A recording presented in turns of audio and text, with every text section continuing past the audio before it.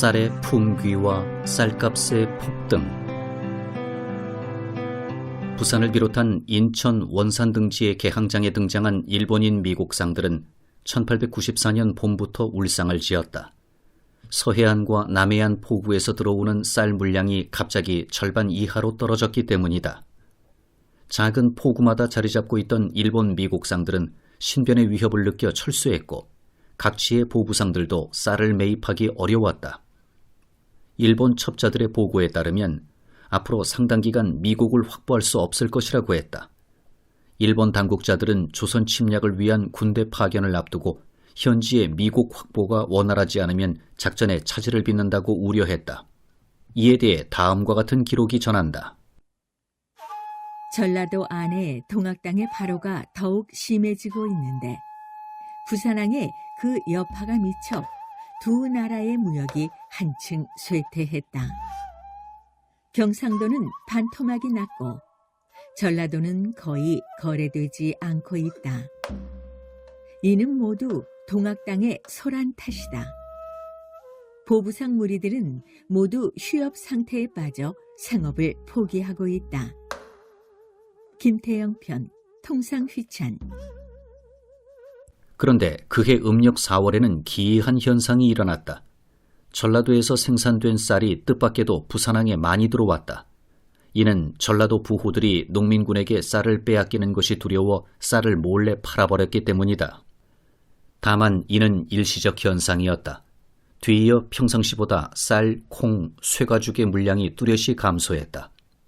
인천 제물포항의 경우는 더욱 심각했다.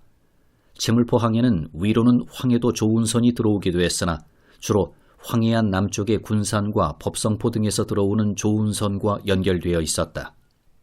이 시기 제물포항에는 군산창에 미국 공급이 중단되었다.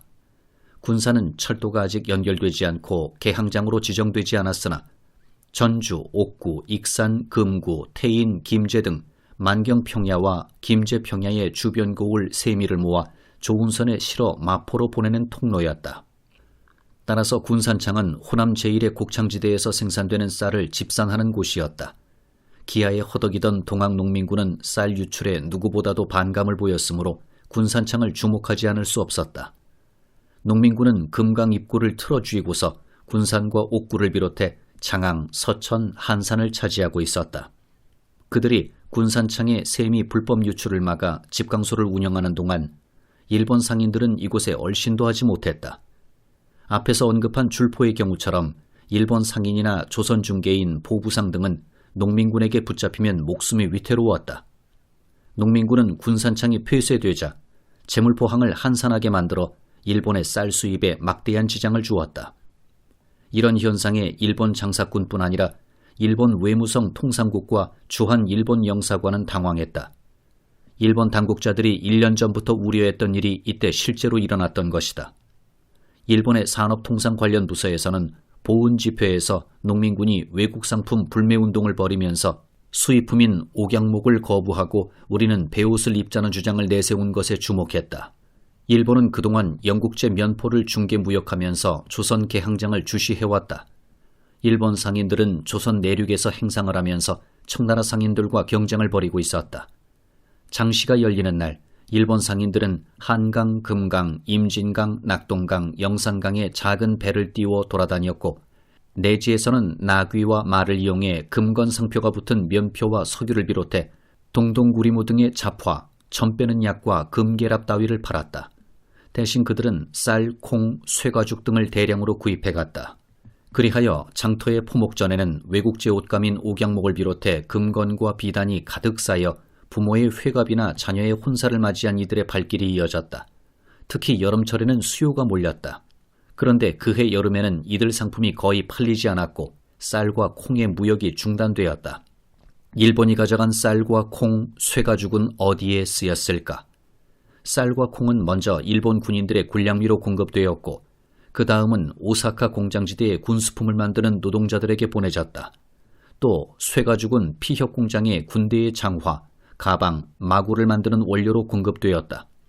훗날 일본군이 조선에 무단으로 진출해 동학농민군을 토벌하고 청일전쟁을 벌일 때 이들 군용물자는 매우 유용하게 쓰였다. 앞에서 밝힌 여러 정황에 따라 일본은 새로운 대조선 정책을 수립했다. 이는 세 가지로 나눌 수 있다. 첫째, 조선의 조정을 자신들 마음대로 조종해 식민지 기반을 닦는 것. 둘째, 종주국 행세를 하는 청나라의 간섭을 조선에서 배제시키는 것. 셋째, 목숨을 걸고 싸우는 목구멍에 가시 같은 동학농민군을 제압하는 것이었다.